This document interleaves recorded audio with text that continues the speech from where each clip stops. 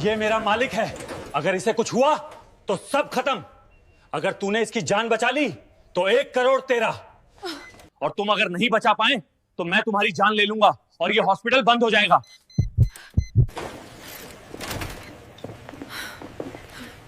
Madam, हर संभव प्रयास कर लिया लेकिन कुछ नहीं हो सका। अब उसे कोई नहीं बचा सकता। क्या इस दुनिया में कोई है जो उसकी जान बचा सके? अगर उसकी जान नहीं बची तो वो हमारी जान ले लेगा।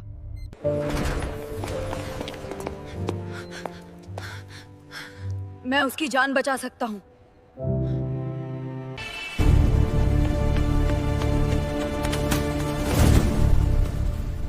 मुझे लगता है मैं इस मरीज की मदद कर सकता हूँ, बस मुझे एक मौका चाहिए। तुम इस मरीज की मदद करोगे? अरे तुम तो वही हो ना जो गलियों की सफाई करते हो। अगर उसे कुछ हुआ तो तुम्हें फांसी हो जाएगी। क्या तुम जानते हो वो कौन है? वो करोड़ों का मालिक है। क्या करोगे तुम? अगर तुमने इस पेशेंट की जान बचा ली तो 2 करोड़ तुम्हारे। अगर तुम ये नहीं कर पाए तो तुम्हारी जान ले ली जाएगी। अगर मेरे मालिक को कुछ हुआ तो मैं किसी को जिंदा नहीं छोड़ूंगा। मुझे ये मंजूर है कि मैं उसकी जान बचा लूंगा। क्या एक 16 साल का बच्चा इस पेशेंट की जान और अपनी जान बचा पाएगा, या ये उसकी जिंदगी की आखिरी गलती साबित होगी? ये जानने के लिए वीडियो के आखिर तक बने रहें।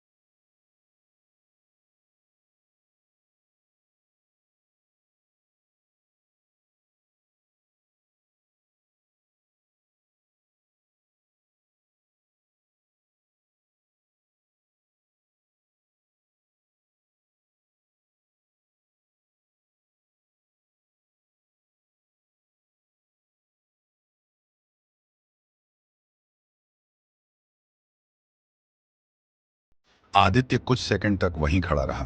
हाथ में बोरा था, पैरों में वहीं घिसी हुई चप्पलें। सामने अस्पताल के शीशे के दरवाजे बंद हो चुके थे। अंदर हलचल तेज थी। बाहर अफरा तफरी, आम लोगों को पीछे धकेला जा रहा था। हटो हटो, वीआईपी केस है। आदित्य का दिल तेज धड़क रहा था। लेकिन डर से नहीं, दिमाग में एक ही चीज घूम रही थी, यह साधारण हार्ट अटैक नहीं है। जो उसने देखा था वह क्लास में पढ़े केस से मिलता था। पसीना, नीला पड़ता चेहरा, सांस की कमी। अगर वक्त पर कुछ नहीं किया गया, उसने बात अधूरी छोड़ दी। वह अंदर जाना चाहता था, नहीं जाना नहीं, दौड़कर पहुंचना चाहता था। लेकिन जैसे ही उसने गेट की तरफ कदम बढ़ाया, सिक्योरिटी गार्ड ने उसे रोक लिया। अबे कहां जा रहा है? मुझे अंदर जाना है, आदित्य ने शांत आवाज में कहा। गार्ड ने उसे ऊपर से नीचे देखा। बोरा, गंदे हाथ, साधारण चेहरा। तू पागल है क्या? हट यहां से। आदित्य ने फिर कोशिश की। वह आदमी बहुत गंभीर हालत में है, शायद मैसिव हार्ट अटैक। गार्ड हंस पड़ा। ओ डॉक्टर साहब, चल निकल, वरना अभी डंडा पड़ेगा। आदित्य पीछे हट गया, लेकिन नजरें अब भी कांच के दरवाजे के पार थी।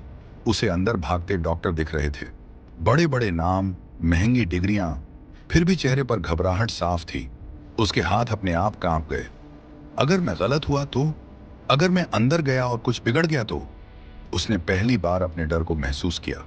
वह सड़क किनारे बैठ गया, बोरा नीचे रखा, माथे पर हाथ रखा। उसे अपनी माँ याद आई। बेटा, तू चाहे कुछ भी बने, लेकिन गलत काम मत करना। यह गलत था या सही? कानून के हिसाब से गलत, इंसानियत के हिसाब से।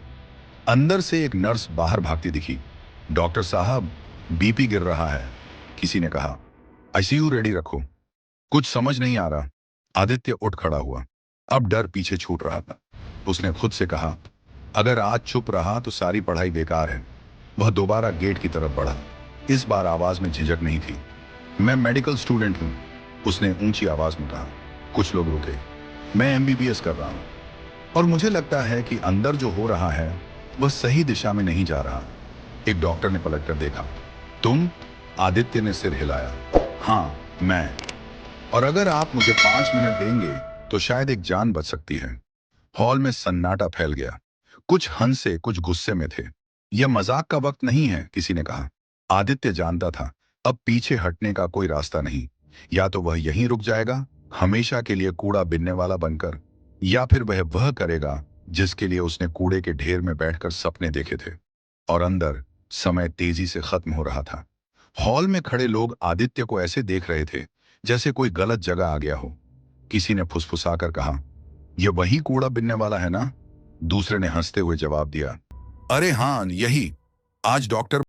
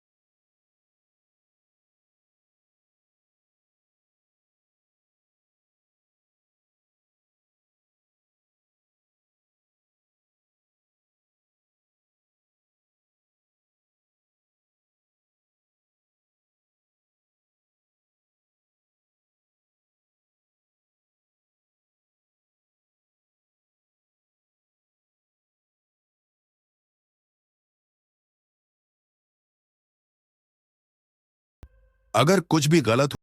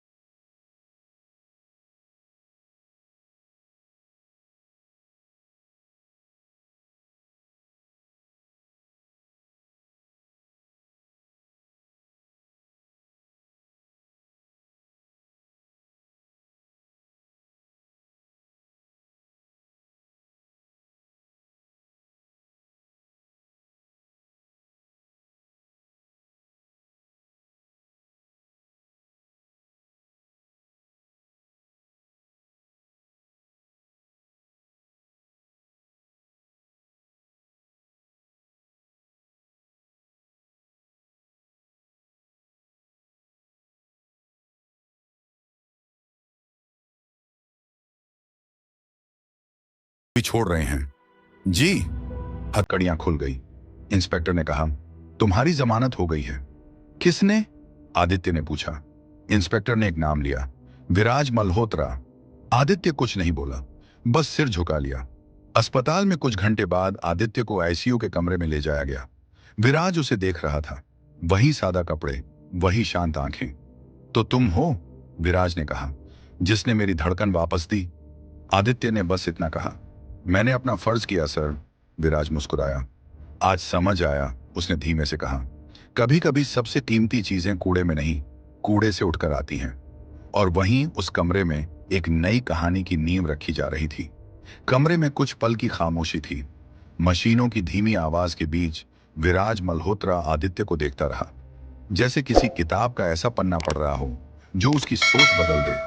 तुम जानते हो, विराज ने कहा, मेरी एक साइन से लोग करोड़ों कमा लेते हैं और एक फोन कॉल से जिंदगियां बर्बाद भी हो जाती हैं। आदित्य ने नजरें नीचे रखी। सर, मुझे इन बातों से मतलब नहीं है। विराज हल्का सा हंसा। यही बात तुम्हें अलग बनाती है। उसने अपने असिस्टेंट की तरफ देखा। इसे बैठने को कहो। आदित्य कुर्सी पर बैठा। उसके कपड़े अब भी वहीं थे। बाहर मीडिया का शोर था, लेकिन यहां अंदर माहौल अलग था। तुम्हें पता है, विराज ने कहा, हॉस्पिटल तुम्हें बचाने के लिए नहीं, खुद को बचाने के लिए चुप था। अगर मैं ना बोलता तो तुम आज भी जेल में होते। आदित्य ने पहली बार सीधे उसकी आंखों में देखा। सर, अगर दोबारा वही हालत होती तो भी मैं वही करता। विराज की मुस्कान थोड़ी गंभीर हो गई। और अगर इसकी कीमत तुम्हारा करियर होता तो भी? आदित्य ने बिना सोचे कहा। डॉक्टर बनने का मतलब सिर्फ डिग्री नहीं होता। विराज ने गहरी सांस ली। मैं तुम्हें इनाम देना चाहता हूं, उसने कहा। पैसा, कार, विदेश की पढ़ाई, जो चाहो। आदित्य चुप रहा। कुछ सेकंड बाद बोला, सर, अगर सच में देना चाहते हैं तो एक काम कर दीजिए। कहो, मेरी माँ को अब बर्तन ना मांजने पड़े और मेरी फीस, किताबें, बस उतना। कमरे में मौजूद लोग एक दूसरे को देखने लगे। इतनी बड़ी जान बचाने के बाद इतनी छोटी मांग। विराज ने सिर हिलाया। आज तुमने मुझे कुछ सिखाया है आदित्य, उसने कहा। हर चीज की कीमत पैसे से नहीं लगाई जाती। उसने डॉक्टरों की तरफ देखा। और तुम सब याद रखना, आज अगर यह लड़का ना होता तो मेरी जगह कोई और होता। डॉक्टरों के सिर झुक गए, लेकिन कहानी यहां भी खत्म नहीं हुई थी। विराज ने अगला वाक्य धीरे से कहा, और एक बात, मैं चाहता हूं कि आदित्य का केस वापस लिया जाए, पूरी तरह, और इसे वही सम्मान मिले जो एक डॉक्टर को मिलता है। यह फैसला आसान नहीं था। कानून, मेडिकल काउंसिल, हॉस्पिटल सब बीच में थे। आदित्य समझ गया था, यह लड़ाई अभी बाकी है, और यह लड़ाई ऑपरेशन थिएटर में